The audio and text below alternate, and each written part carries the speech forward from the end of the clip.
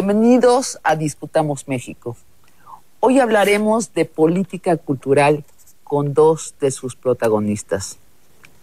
Rafael Tovari de Teresa, presidente del Consejo Nacional para la Cultura y las Artes entre 1992 y el año 2000. Raúl Padilla, actualmente presidente de la Feria Internacional del Libro de Guadalajara y presidente del patronato del Festival Internacional de Cine de Guadalajara. Bienvenidos. ¿Qué tal? Gracias. Permítanme una introducción para situar nuestro tema históricamente. En 1921, cuando México todavía huele a pólvora y a balas, surge el primer modelo de política cultural del siglo XX. El entonces secretario de Educación, José Vasconcelos, convence al entonces presidente de México, General Obregón, de algo inusitado, de ir vaciando el presupuesto del ejército en el presupuesto de la educación. Hay que decir de inmediato que para Vasconcelos la educación se prolonga naturalmente en las artes y la literatura, donde se educan los sentidos y la imaginación. Según este primer modelo del siglo XX, el Estado sería el gran fomentador, el gran productor y el gran distribuidor de la cultura para hacerla llegar idealmente a todos los mexicanos y así, según Vasconcelos, forjar una nueva identidad nacional basada en la alegría de la belleza compartida. Lo estoy citando textualmente. Este es un modelo extraordinariamente ambicioso que tiene su primer auge precisamente en los años en que Vasconcelos es secretario de Educación, que son escasos 3 años, de 1921 a 1923. Tiene su segundo auge durante la presidencia del general Lázaro Cárdenas y después es un modelo que en los hechos va debilitándose. Sin embargo, la noción que el Estado debería de ser el productor hegemónico de la cultura, entre paréntesis, lo que le garantizaba ser el controlador de los contenidos ideológicos de la cultura, se sostiene hasta casi finales del siglo XX, cuando se funda el Consejo Nacional para la Cultura y las Artes en 1988. Rafael, en 1988 tú eres un muy joven, pero ya encumbrado funcionario del CONACULTA. Relátanos, ¿cuál es la misión que se impone el CONACULTA? Y sobre todo, ¿cuál es la novedad de esa misión? Mira, creo que el Consejo obedece, creo que antes que otra cosa, a una decisión política de un país que empezaba a abrirse a la democracia, que empezaba a reconocer la enorme actividad que los estados, las entidades federativas empiezan a desarrollar en materia cultural, en la que es necesario abrir un espacio para los grupos privados que quieren participar y sobre todo en el que empieza a haber una mucho mayor pluralidad ideológica en el reconocimiento de la obra cultural.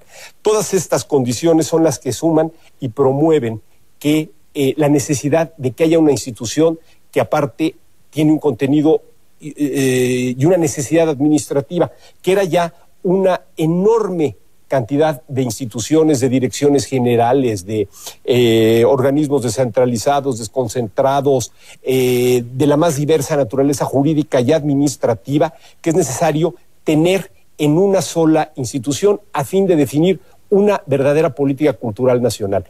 Esta es la razón por la que nace el Consejo Nacional para la Cultura y las Artes. ¿Y cómo se garantiza esa pluralidad? Que considero que es lo más novedoso desde el punto de vista de la creación cultural en México. Bueno, mira, yo creo que la denominación misma de Consejo Nacional ayudó en ese momento y no haber caído en la tentación de convertirlo en secretaría.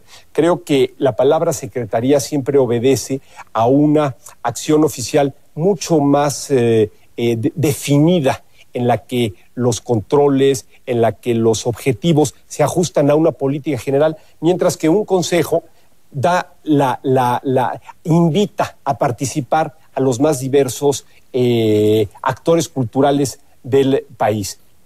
Quienes de alguna manera teníamos alguna relación con la promoción y la difusión cultural, en mi caso no solamente como rector de la Universidad de Guadalajara, sino con una trayectoria previa en la creación e impulso de diversos proyectos culturales en el occidente del país, como es la Feria Internacional del Libro de Guadalajara, como es el Festival Internacional de Cine. Sí, que son dos eventos imprescindibles de la cultura mexicana. De alguna manera lo son. Ambos asociados a la Universidad de Guadalajara. Como rector tuve la satisfacción de poderlos impulsar de una manera mejor con los instrumentos que me daba efectivamente la dirección, el mando de la Universidad de Guadalajara. Por supuesto que en ese entonces, repito, a principios de los 90, nosotros saludamos y vimos con mucha simpatía la creación del Consejo Nacional para la Cultura y las Artes, que en ese entonces efectivamente se perfilaba como un nuevo esquema de gestión, de promoción y de fortalecimiento de la cultura.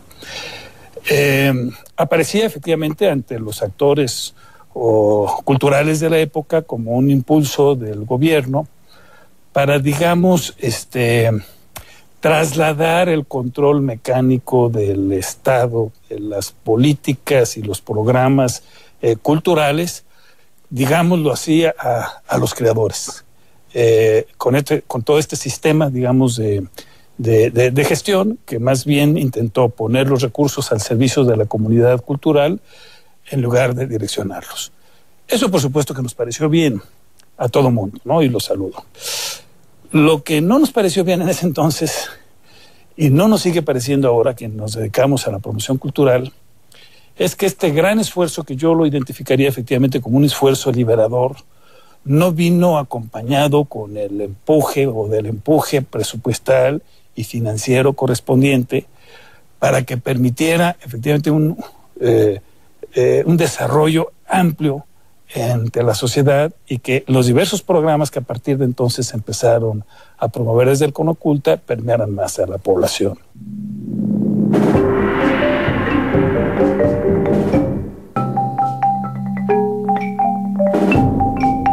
Cuando yo me senté en Conaculta, vi que lo primero era que había una enorme infraestructura acumulada en el tiempo que estaba en muy malas condiciones. Se me hacía una irresponsabilidad seguir construyendo cosas en la que luego el problema mexicano eterno, que es la conservación y el mantenimiento de los lugares, hiciera que no se garantizara que esa inversión rindiera los frutos necesarios. Entonces nos metimos a arreglar desde Palacio de Bellas Artes, todos los museos nacionales, se crearon los museos en las zonas arqueológicas, hubo un trabajo arqueológico impresionante, se hizo un programa que se llamó el PAISE, que fue de apoyo a la infraestructura de los estados, se creó este Centro Nacional de las Artes, que significa la dotación de instalaciones para todas las escuelas profesionales de arte. Yo creo que sí ha habido una enorme creación de infraestructura, pero sobre todo tratamos de poner al día el resto de la demás infraestructura. La más calidad reproduce y abre expectativas en el mercado. Tiene que ver con un tema que ojalá y entremos en algún momento del programa, las industrias culturales. Exacto. Porque no todo tiene que ser pensando en el subsidio, en la aportación del Estado. Tenemos que generar mercado para los artistas. Yo creo que ese es el tema que corresponde ahora, las empresas culturales civiles. Yo pertenezco a una generación de artistas tocados por el entusiasmo de la democracia y tocados también por los subsidios y las becas de el Conaculta, en donde renació por estas dos circunstancias este anhelo vasconceliano de llegar a todos los mexicanos. Y entonces, sin embargo, pensamos que el medio en una democracia no era el Estado como el gran productor, gran fomentador, gran distribuidor de la cultura. En la democracia no, esto ya no se valía. Tenía que surgir un empresariado cultural civil. Y yo creo que, Rafael, tú instauraste subsidios para que surgieran empresas civiles. Sí, mira, más bien les llamaría yo apoyos. Hubo un programa que se llamó Apoyo a Programas Culturales y Coinversiones, en el que había una regla básica, que era que cuando menos la mitad de los recursos pudiera estar garantizada por un esfuerzo de quien proponía el proyecto para llevarse a cabo. La otra parte la ponía el FONCA, o sea, Conaculta. Sin embargo, no eran proyectos de empresas en un sentido amplio, o sea, no es que fueran subsidios, eran para cosas muy específicas, para ediciones musicales, para un disco en concreto, para la puesta en escena de una obra, en fin, eran para cosas muy, muy específicas, y creo que en ese sentido, pues, se pudo apoyar proyectos culturales que de otra manera jamás hubieran podido ver la luz. Exactamente. En un país en donde lo que sobra es talento, creo que podría ser nuestra gran apuesta. Quiero traer a colación una frase, por cierto, de Carlos Fuentes, analizando este tema en una conferencia que le escuché en una ocasión en Europa, que él decía, haciendo una evocación a México, salgamos del tercer mundo con nuestra cultura del primer mundo. Ahora, yo creo que también, sumando a lo que dice Raúl, es que muchos de los problemas del área cultural, del tema cultural, no está su solución dentro del propio sector cultural, está por fuera. Concretamente, la parte fiscal, por ejemplo, es en la Secretaría de Hacienda.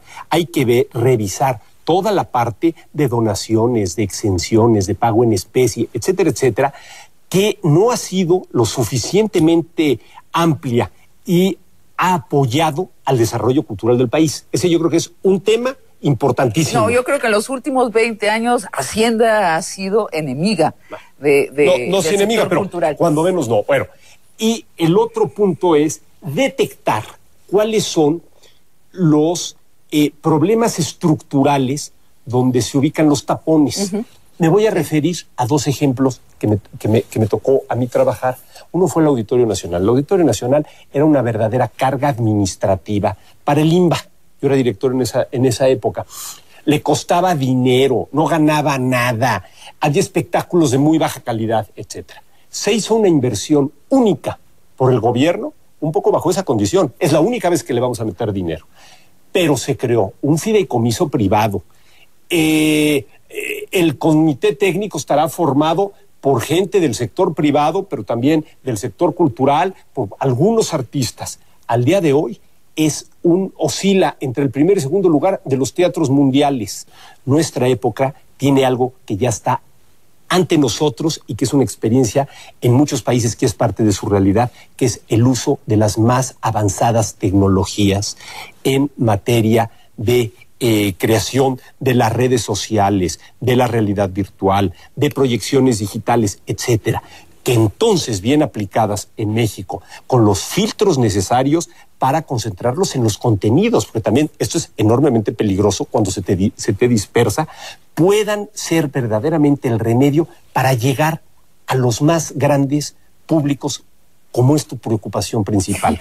En el momento en el que tú haces una función, no es que deje de existir ni el libro, no es que dejen de existir los conciertos, no es que dejen de existir las funciones de cine, pero tienes la infraestructura. Para eso mismo, que antes era para 2,000 personas, lo puedes hacer ahorita para el número más ilimitado, simplemente con la utilización de, por ejemplo, de una pantalla. Tú haces un concierto, se hace en la ópera, como ahora se está haciendo en el Auditorio Nacional, y tú esto lo puedes proyectar en toda la República. Imagínate el teatro, cómo podría llegar a los municipios más perdidos de la República. El libro, con las nuevas formas del libro electrónico, no va a desaparecer el libro, igual que la rueda no ha desaparecido del arado hasta ahora, la que te mueve un cohete espacial para que despegue, pero necesita unas ruedas para que lo muevan. Será el mismo caso. Entonces, yo creo que el uso de la tecnología para la multiplicación